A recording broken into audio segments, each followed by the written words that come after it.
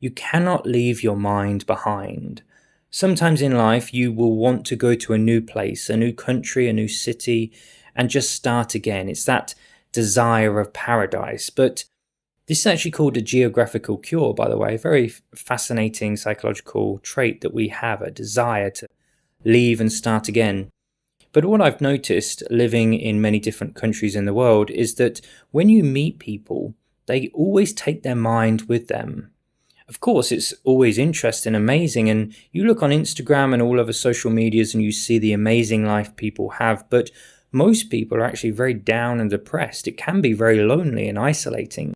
It's not always as fun and enjoyable as you think, but the point is that when you go to another country, you always have to take the mind with you. You can never leave it. And so if you have depression, if you have insecurities, no confidence, you imagine to yourself that when you leave, you're going to leave those behind. But it rarely is the case, never is the case often.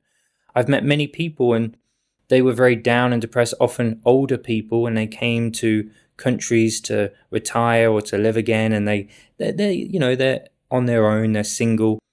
And it never works out how they expect, because they bring not just their own self, but all of their baggage, the baggage of the mind, everything that they have. So if you're going to take a break and start again, you need to start again, not only with life, but with everything, including your own mind. And that's a lot easier said than done.